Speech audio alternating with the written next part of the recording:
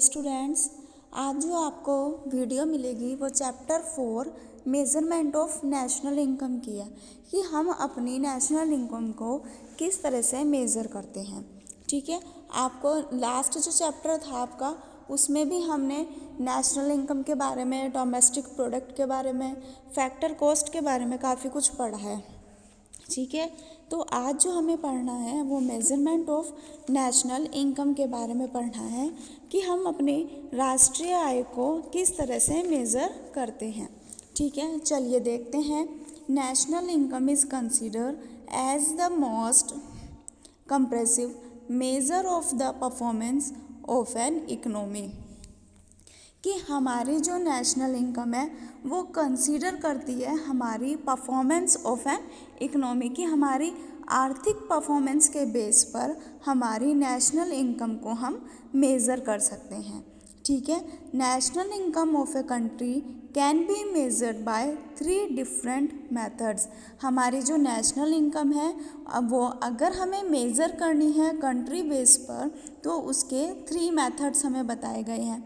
First method है हमारा value added method, जिसको हम प्रोडक्शन मेथड भी बोलते हैं।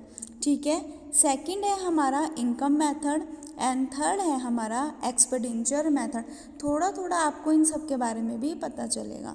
We have 3 different methods of measure the national income because production, income and expenditure, है ना।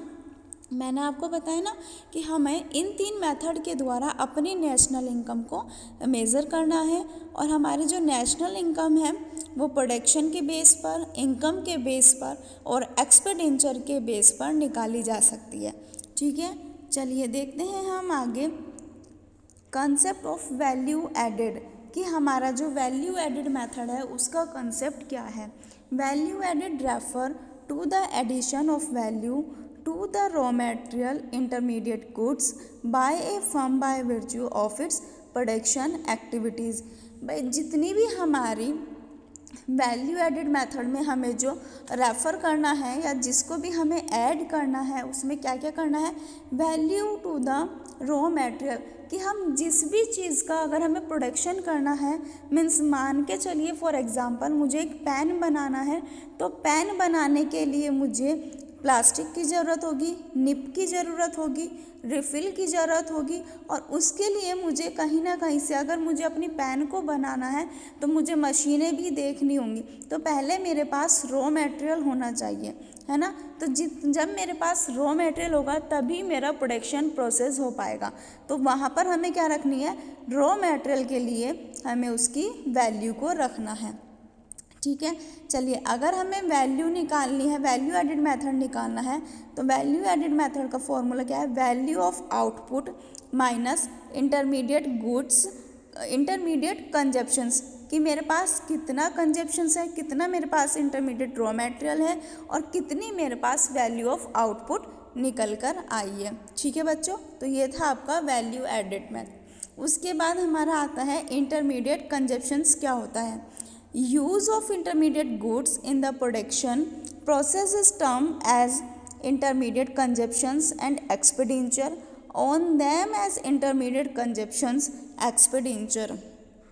ठीक है, कि जो इंटरमीडिएट गुड्स मीन्स जो कच्चा माल होता है उसको हम प्रोडक्शन प्रोसेस के साथ इंटरमीडिएट कंजप्शंस में कन्वर्ट करते हैं। हमारे जितने भी एक्सपेंसेस किए जाते हैं उन सब चीज़ों के साथ हमें अपना एक्सपेंडिचर, इंटरमीडिएट कंजप्शंस एक्सपेंडिचर बनाना पड़ता है। ठीक है, फिर बात करते हैं हम वैल्यू ऑफ आउटपुट की, जो हमने अभी निकाली है। Value of output refer to the market value of all goods and services produced during a period of 1 year, कि जितनी भी वैल्यू ऑफ आउटपुट अगर निकालनी है तो वो हमारी गुड्स एंड सर्विसेज की मार्केट वैल्यू होगी, कि जितना मैंने बिल्कुल सारा जितना भी प्रोडक्शन किया है वो पूरा मेरा एक आउटपुट के रूप में मेरे पास आ गया है, तो उसकी गुड्स एंड सर्विसेज के बेसिस पर क्या वैल्यू होगी। ठीक है, क्योंकि वो आउटपुट जो निकल के आया उसको सेल भी करना है, तो जितना वो सेल होगा उसकी मार्केट वैल्यू मुझे पता चल जाएगी। ठीक है स्टूडेंट्स, तो ये था हमारा वैल्यू ऑफ आउटपुट। उसके बाद करते हैं हम इनकम मेथड। अकॉर्डिंग टू, देखो इनकम मेथड से हमें पता चल रहा है कि हमारी जो इनकम होगी उससे ही हमें क्या निकालनी है, नेशनल इनकम निकालनी है। अब हमारी इनकम वेजेस के बेसिस पर भी हो सकती है। हमने किसी से कोई काम कराया, हम उसको वेजेस पे कर रहे हैं, तो वो उसकी क्या होगी, इनकम होगी। हमें कोई प्रॉफिट हो रहा है तो हमारी इनकम हो रही है। मैंने कुछ बिल्डिंग्स बनाई हैं, उनको रेंट पर चढ़ा दिया, तो मुझे अगर रेंट मिल रहा है तो मेरी इनकम हो रही है, इंटरेस्ट मिल रहा है तो मेरी इनकम हो रही है ना। तो मुझे जहाँ से भी अपनी इनकम मिल रही है वहाँ से ही मेरी नेशनल इनकम का पता लगाया जा सकता है। ठीक है, चलिए पढ़ते हैं। According to this method all the incomes that accrue to the factors of production by way of wages, profits, rent, interest, etc. are summed up to obtain the national income। कि भाई इस मेथड के according हमारी जो income पता चलती है, जितना भी हमने प्रोडक्शन किया है, जैसे मैंने अभी आपको बताया था कि अगर किसी को अपने काम के बदले में कुछ उसको इनकम मिल रही है, उसको कोई सैलरी मिल रही है, तो वो उसकी इनकम कहलाती है ना। अब कोई लेबर है, उसने कुछ काम किया तो उसको वेजेस मिल रही है, मीन्स उसकी अर्निंग हुई, उसको इनकम प्राप्त हुई है ना, तो उससे उसकी इनकम का पता चल जाता है। जैसे मुझे कहीं से प्रॉफिट हुआ या किसी को भी कोई प्रॉफिट होता है तो उसकी इनकम पता चल जाती है। रेंट भी मैंने अभी आपको बताया। तो इन सब के बेसिस पर हम अपनी नेशनल इनकम को इंक्लूड कर सकते हैं और अपनी नेशनल इनकम निकाल सकते हैं, मेज़र कर सकते हैं। ठीक है बच्चों। इनकम मेथड इज़ ऑल्सो नोए distributive share method and factor payment method. जो हमारा इनकम मेथड होता है उसको हम डिस्ट्रीब्यूटिव शेयर मेथड या फैक्टर पेमेंट मेथड के नाम से भी जानते हैं। ठीक है, चलिए आगे देखते हैं हम। कंपोनेंट ऑफ फैक्टर इनकम, आपके कुछ इसमें फैक्टर्स बताए थे, वो मैं सिर्फ आपको थोड़े से बता देती हूँ डिटेल में। Compensations of employee, COE refers to amount paid to employee by employer for rendering productive services.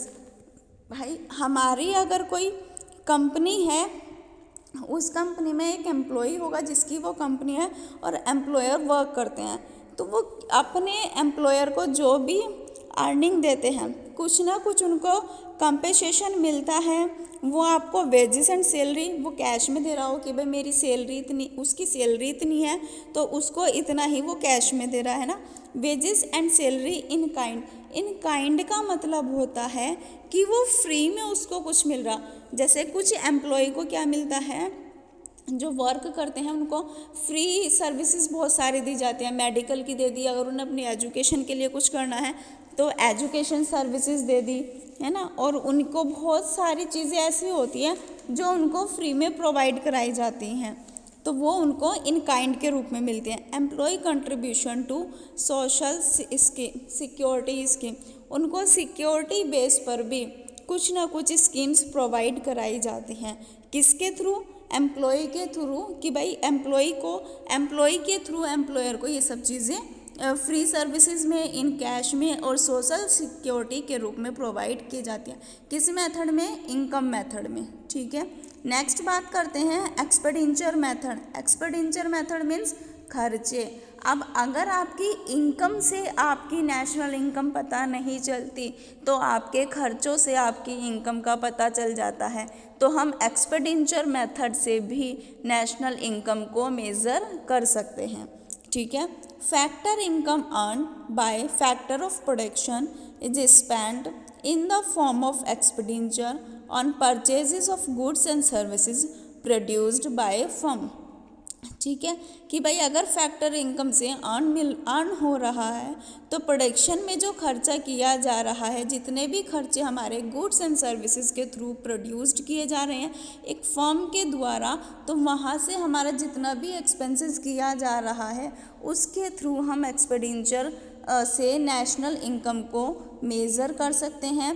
Expenditure method से भी नेशनल इनकम को हम मेज़र कर सकते हैं। और कुछ फॉर्मूले इनके बताए जाते हैं जिसमें हमें बहुत सारे एक्सपेंसेस रखने होते हैं, उसके थ्रू हमारी नेशनल इनकम ज्ञात की जा सकती है, हम अपनी नेशनल इनकम को निकाल सकते हैं। ठीक है, तो अभी आपके मैंने 3 मेथड बताए हैं, फर्स्ट मेथड आपका value added method, second is income method and third is expenditure method. Students, आपको इन नोट्स के साथ साथ अपना चैप्टर बहुत अच्छे से रीड करना है और जितने न्यूमेरिकल क्वेश्चन मैं कराऊंगी उसके साथ ही आपको अदर क्वेश्चंस की भी प्रैक्टिस करनी है। ठीक है, तो ध्यान से इस चैप्टर को पढ़ना है, समझना है और न्यूमेरिकल क्वेश्चंस की प्रैक्टिस भी करनी है। Thank you.